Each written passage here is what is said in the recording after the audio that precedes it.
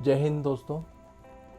मेरा नाम गोविंद धाकड़ है और मैं एएसआई के पोस्ट पे अभी वर्तमान में एमपी पुलिस में सेवा दे रहा हूं। तो आज हम बात करेंगे कि जो वैकेंसी आने वाली है 8,500, जैसा कि अभी न्यूज़ में चल रहा था कि 10 सितंबर 2025 से ये वैकेंसी आ जाएंगी। तो मैं इसको क्लियर करना चाहूँगा कि 8,500 जो वैकेंसी हैं उनका क्या चल रहा है और इन 8,500 वैकेंसीज़ में कौन कौन सी वैकेंसीज आनी है, उसमें उनकी क्या योग्यता रहेगी, क्या उनका क्वालिफ़िकेशन रहेगी और क्या उनकी प्रैक्टिकल होगा, कौन सी परीक्षा में फिजिकल होगा, फिजिकल में क्या क्या रहेगा, क्या फिजिकल के नंबर जुड़ेंगे नहीं जुड़ेंगे, प्रैक्टिकल के नंबर जुड़ेंगे नहीं जुड़ेंगे। तो ये सारी चीज़ें अपन इस वीडियो में डिस्कस करने वाले हैं। तो मैं सबसे पहले बात करता हूँ 8,500 जो वैकेंसी आने वाली हैं। जैसा कि आप स्क्रीन पर भी देख पाएंगे कि 8,500 में से कौन कौन सी वैकेंसी रहेंगी इसमें। तो ये 500 वैकेंसी रहेंगी इसमें, वो रहेंगी सब इंस्पेक्टर के लिए, ठीक है। और फिर 500 वैकेंसी रहेंगी एएसआई, एम और स्टेनो सूबेदार के लिए, है ना। और इसके अलावा जो 7,500 वैकेंसी हैं वो रहेंगी, इसमें भी 500, इस 7,500 में से 500 वैकेंसी रहेंगी लगभग एएसआई कंप्यूटर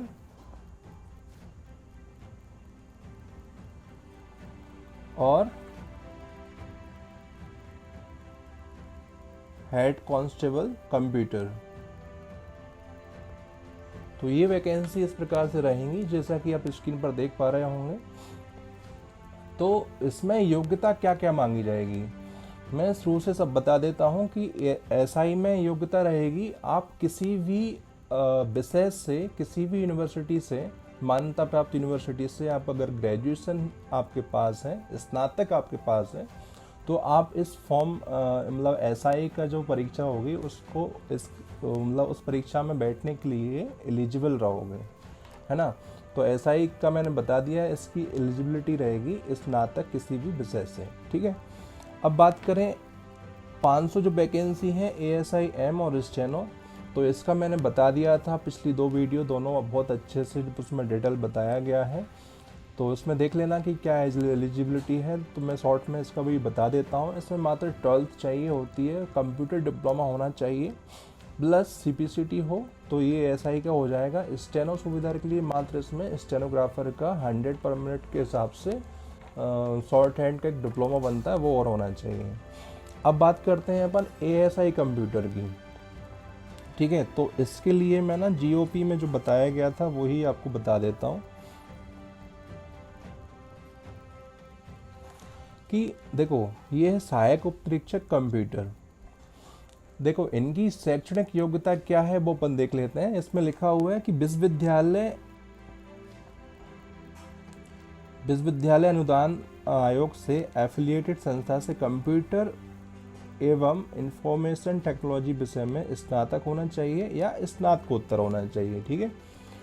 या इसके अलावा भी क्या दे रखा है, आरजीपीवी द्वारा मान्यता प्राप्त पॉलिटेक्निक से कंप्यूटर हो या आरजीपीवी से कोई कंप्यूटर डिप्लोमा हो, तो वो भी 3 साल का होना चाहिए कंप्यूटर डिप्लोमा, है ना। तो ये भी चल जाएगा इसमें। और इन पदों के लिए अलग से तकनीकी परीक्षा ली जाएगी जो प्रथम चरण लिखित परीक्षा के अतिरिक्त होगी, है ना। तो ये जो जैसा कि एएसआई कंप्यूटर वो एएसआई अनुसूची में हो रहा था, ऐसे ही इसके कंप्यूटर में भी अलग से परीक्षा ली जाएगी 2य चरण में, और उसके भी नंबर जुड़ के फाइनल मेरिट बनेगी, ठीक है। तो ये हो जाता है एएसआई कंप्यूटर, जो कि कांस्टेबल का जो एग्ज़ाम फॉर्म भरा होगा ना, उसी के साथ ये वैकेंसी आती है, ठीक है। अब बात करते हैं प्रधान आरक्षक कंप्यूटर की। तो इसमें क्या मांगते हैं, इसमें फिजिक्स, केमिस्ट्री और मैथ्स, इस 3 सब्जेक्ट से 12th उत्तीर्ण होना चाहिए। मतलब 12वीं आपने इन 3 सब्जेक्ट से की है तो ही आप इस परीक्षा में बैठने के लिए एलिजिबल हो, ठीक है। और क्या मांगा है इनने, और मांगा है कंप्यूटर का 1 साल का डिप्लोमा होना चाहिए। जो DCA और PGDC ये भी चल जाएगा इसमें, तो वो भी 1 साल का ही होता है। या RGPV या मानतबरा पॉलिटेक्निक से कंप्यूटर या इंफॉर्मेशन टेक्नोलॉजी में 3 वर्षीय डिप्लोमा, ये भी चल जाएगा। अगर ये ऊपर की चीज़ें नहीं है आपके पास, तो आपके पास पॉलिटेक्निक का जो डिप्लोमा होते हैं, जो 10th के बाद PPT करते हैं, वो भी चल जाएगा, ठीक है। और स्पष्टीकरण दे रखा है कि उच्च शिक्षा से आस विश्वविद्यालय अनुवाद, ये छोड़ो इसको, इन पदों के लिए अलग से तकनीकी परीक्षा ली जाएगी, जो प्रथम चरण लिखित परीक्षा के अतिरिक्त होगी, ठीक है। तो इस जो परीक्षा होगी उसके भी वो 100 नंबर की होगी, तो वो उसके भी आपको फाइनल मेरिट में नंबर जोड़कर लिखित परीक्षा, और उसके अलावा जो प्रथम चरण के बाद अतिरिक्त परीक्षा होगी इस कंप्यूटर की, तो उसके भी नंबर फाइनल मेरिट में जोड़ेंगे, ठीक है। तो दोनों को मिलकर फाइनल मेरिट बनेगी, ठीक है। ये थोड़ा सा देखना है इसको। अब बात करते हैं आरक्षक में तमाम प्रकार के आरक्षक होते हैं। सबसे जो नॉर्मल जो सामान्य जो आरक्षक बोलते हैं, इसको बोलते हैं सामान्य ड्यूटी या जनरल ड्यूटी। तो इसकी वैकेंसी सबसे ज़्यादा आती है, 7,500 में से लगभग 300 से 400 तो ASI और SC हेड कांस्टेबल कंप्यूटर की आ जाएंगी। इसके अलावा जो शेष वैकेंसी हैं वो आरक्षक सामान्य ड्यूटी की रहेंगी, और इसी में कुछ ऐसी वैकेंसी आती हैं जैसे आरक्षक रेडियो। पिछली 1-2 बार से ये वैकेंसी नहीं आई हैं, जैसे कि अभी आरक्षक चालक यानी कि आरक्षक ड्राइवर, इसकी वैकेंसी आती थी पहले, लेकिन अभी कम कर दी हैं। पिछली बार तो आई नहीं थी, तो इस बार संभावना ज़्यादा है कि आरक्षक जो ट्रेड हैं, ड्राइवर हैं, इन सब की वैकेंसी आएंगी। तो इन सब के बारे में मैं बता देता हूँ कि रेडियो में ना 10th और 12th पास होना चाहिए, 12th पास होना चाहिए, है ना। और क्या मांगते हैं इसमें, रेडियो का एक डिप्लोमा मांगा हुआ है 2 वर्ष का, ठीक है। और इसके अलावा ड्राइवर में क्या मांगते हैं, आरक्षक चालक होता है ना, उसमें क्या मांगते हैं, क्योंकि ये बहुत ही बढ़िया वो जॉब है आरक्षक चालक, उसका कट ऑफ बहुत ही कम जाता है। कम क्यों जाता है, क्योंकि ये ड्राइविंग लाइसेंस हैवी होना चाहिए, और वो किसी को नॉलेज की कमी होती कह लो, या फिर बहुत सारे लोगों को नहीं पता होता है इसके बारे में कि ये भी कोई वैकेंसी होती है। तो इसमें है ना 10th पास होना चाहिए, है ना। और इसमें देखो आरक्षक का जो क्वालिफिकेशन एक और साफ कर देता हूँ कि अनुसूचित जनजाति के लिए है ना 8वीं पास मांगते हैं, और बाकी सभी कैटेगरी के लिए 10वीं पास मांगेंगे। तो अनुसूचित जनजाति के लिए है ना, देखो ये 8वीं पास मांगते हैं। ये आरक्षक की सभी भर्ती के लिए है ना, ओनली चालक के लिए नहीं है। तो देखना यहाँ किसी भारी वाहन का ड्राइविंग लाइसेंस अनिवार्य होना चाहिए। तो आपके पास अगर पुलिस की वर्दी लेना है और आपको पढ़ाई में थोड़े अच्छे नहीं हैं, तो उन अभ्यर्थियों के लिए मैं कहूँगा कि हैवी ड्राइविंग लाइसेंस बनवा लें। तो उससे क्या है, आपका कट ऑफ कम जाएगा, और इसमें क्या है, फिजिकल में भी आपको रियायत दी जाती है, ठीक है। और बस आपको ड्राइविंग का वो प्रैक्टिकल करवा के देखेंगे कि आपने ड्राइविंग लाइसेंस कहीं ऐसे ही नहीं बनवा लिया हो। तो बस प्रैक्टिकल होगा, आप खुद से गाड़ी चलवा कर देखेंगे और आपको ले लिया जाएगा, ठीक है। तो इसका जो कट ऑफ है ना बहुत ही कम जाता है। इसके अलावा देखो आरक्षक फोटो हो गया था ऊपर, आरक्षक ट्रेड कोग, इसकी भी कट ऑफ कम जाता है। इसमें कोई डिप्लोमा नहीं चाहिए होता है, बस आपको नॉलेज होना चाहिए। आपको एक प्राइवेट परीक्षा लिया जाएगा जिसमें आपको उत्तीर्ण होना चाहिए। जैसे कि अब कुक में क्या होता है, खाना का पूरा नॉलेज होना चाहिए, खाना बनाना कैसे क्या करते हैं, तो सारी चीज़ें किचन का पूरा नॉलेज होना चाहिए। अगर आप पुलिस में कुक बनना चाहते हैं और एक वर्दी लेना चाहते हैं, तो ये वैकेंसी भी बहुत बड़ी है, जिसका जो कट ऑफ है वो भी कम जाता है ना। और जिसके पास आरक्षक ट्रेड इलेक्ट्रीशियन, जिसने ITI से इलेक्ट्रीशियन कर रखा हो, वो इसमें पात्र रहेगा, है ना। और ये फिटर, आरक्षक ट्रेड फिटर, जिसने ITI से फिटर कर रखा हो तो वो इसमें डाल सकता है ना। तो ये वैकेंसी कम ही दिखती हैं लेकिन आती हैं, है ना। तो ये सारी चीज़ें हैं, आरक्षक ट्रेड टर्नर, आरक्षक वेल्डर, इन सब के डिप्लोमा होना चाहिए अपने पास, ITI से जो होते हैं ना, आरक्षक ट्रेड टेलर, आरक्षक ट्रेड मोची, है ना। तो इन सब का क्या है, प्रमाण पत्र होना चाहिए। बस चालक में क्या है, चालक में आपके पास ड्राइविंग लाइसेंस होना चाहिए हैवी वाहन का, और कुक में कोई प्रमाण पत्र की आवश्यकता नहीं होती है। बाद में प्रायोगिक परीक्षा होगी, उसमें आपसे नॉलेज पूछा जाएगा कि आपका कुक में कोई नॉलेज है या नहीं है ना। तो ये सारी चीज़ें हैं, तो यही मैं बताने वाला था कि 8,500। और हाँ, एक और बात स्पष्ट कर देता हूँ कि ये जो वैकेंसी है 8,500 आने वाली है, ये लास्ट टाइम होगा जब ये परीक्षा है ना ESV ले रही है, ये लास्ट टाइम है। उसके बाद क्या होगा, जो भी वैकेंसी आएगी पुलिस मुख्यालय स्तर पर पुलिस भर्ती बोर्ड बनने जा रहा है। तो इस 8,500 वैकेंसी के अलावा अब जितनी भी वैकेंसी आएंगी, इस जो वैकेंसी आ रही है इसके बाद, तो वो परीक्षा कौन लेगा, पुलिस भर्ती बोर्ड, है ना। तो अभी क्या है कि अभी जो भी है ESV पुराने पैटर्न पर PYQ बेस ही एग्ज़ाम बनाएगा। तो अभी थोड़ा सा इजी है परीक्षा को क्रैक करना। फिर पुलिस भर्ती बोर्ड बनेगा, वो भी इतना टफ नहीं रहेगा, लेकिन एक नेक्स्ट लेवल, या फिर मैं कहूँ कि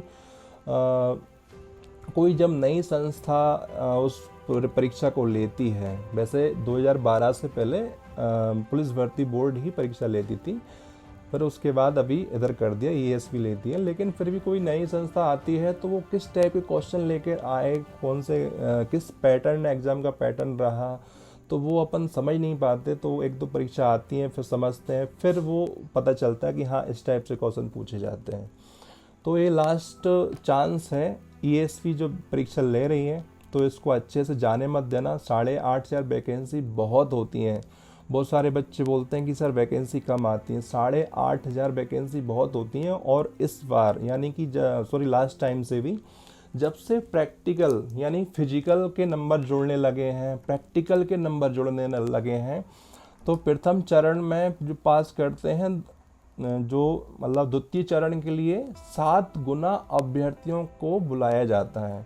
यानी कि 8,500 वैकेंसी है तो उसके 7.5 गुना आप कर लीजिए, तो इतने लोगों को आपको फिजिकल या प्रैक्टिकल के लिए बुलाया जाएगा।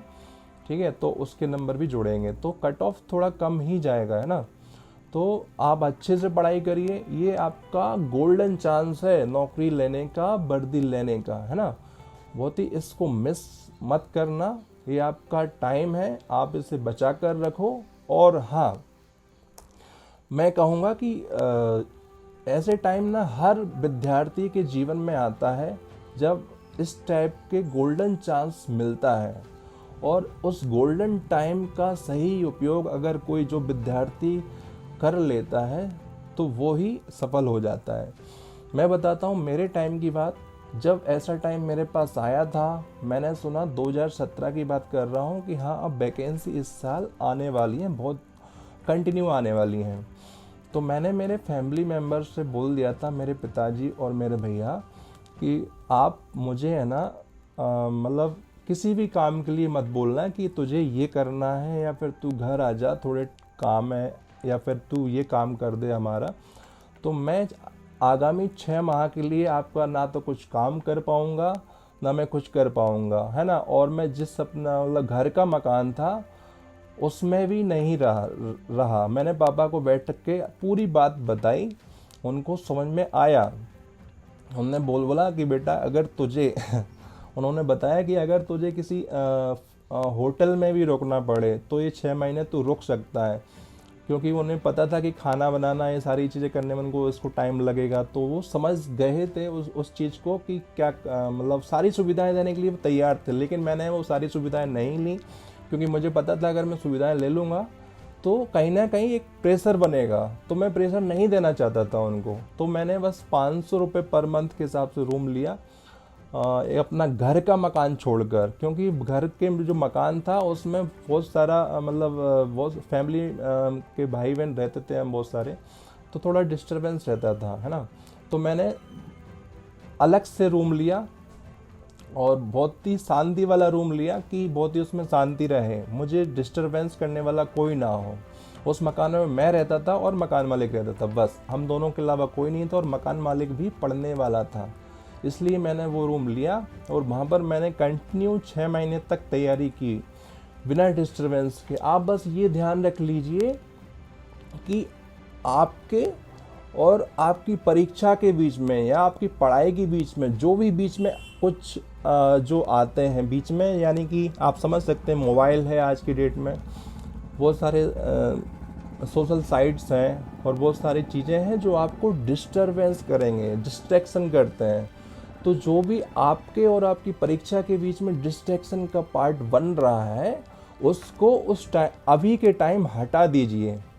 जैसे कि मोबाइल को आप हटा सकते हैं, ठीक है, कुछ टाइम के लिए, और आपके जो भी दोस्ती यारी हो उसको भी अवॉइड कर सकते हैं। ओनली उन्हीं दोस्तों से मतलब दोस्ती रखें जो पढ़ाई में अच्छे हैं और आपके लेवल के हैं, है ना, जो ग्रुप स्टडी में थोड़ा अच्छा सहयोग करें। आपका ग्रुप स्टडी भी ज़रूरी है, तो आप उन्हीं दोस्तों से भी इस टाइम दोस्ती बना कर रखें, फालतू समय व्यर्थ ना करें, ठीक है।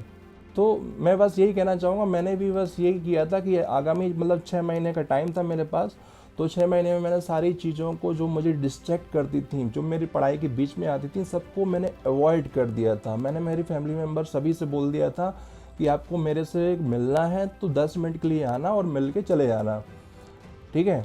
और वो सारे समझदार थे, तो वो समझ चुके थे कि हाँ बच्चा अभी सीरियस है पढ़ाई के लिए, ठीक है। तो आप भी अगर आपके फैमिली मेम्बर में कोई ऐसा आपको डिस्टर्ब करता हो तो आप प्यार से उनसे समझाइए, वो आपकी बात को समझेंगे। अगर आपके सपने और आपका दृढ़ संकल्प मजबूत है तो आपको वो समझाने का तरीका भी आ जाएगा, कि ताकि वो फैमिली मेम्बर आपसे कन्विंस हो सकें और आपका साथ दे सकें, ठीक है। तो जय हिंद दोस्तों, मैं इस वीडियो को यहीं ख़त्म करता हूँ। और हाँ, मैं एक बात और कहना चाहूँगा कि अभी पिछली 2 वीडियो मैंने डाली थी, बहुत अच्छा आप लोगों का प्यार सपोर्ट मिला, और ऐसे ही बना कर रखना। तो बहुत सारे कमेंट करते हैं, तो मैं हर एक व्यक्ति का, हर एक स्टूडेंट्स का कमेंट का आंसर दे नहीं सकता। तो मैं ऐसा करूँगा, नेक्स्ट टाइम आप बता देना कमेंट में, मैं सुबह के टाइम या शाम के टाइम आपके जो भी डाउट होंगे उनके ऊपर एक लाइव सेशन लेकर आ जाऊंगा। तो उस पर जो भी डाउट होने होंगे आपके कमेंट में आप कर देना, और उनके मैं आंसर आपको लाइव में दे दूंगा, है ना। तो लाइव में आपको मौखिक बताऊंगा ना, तो आप अच्छे से उसको कनेक्ट कर पाएंगे, ठीक है।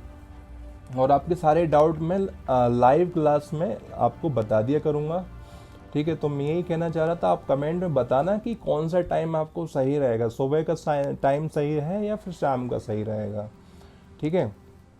तो आप तैयारी को अच्छे से करें, आप कर सकते हैं, बस आप कंटिन्यू रखें और कंसिस्टेंस रहें, अनुशासन में पढ़ें, फालतू समय व्यर्थ ना करें, अपनी कमी को देखें, अपनी कमी क्या है उसको सुधार करें, है ना।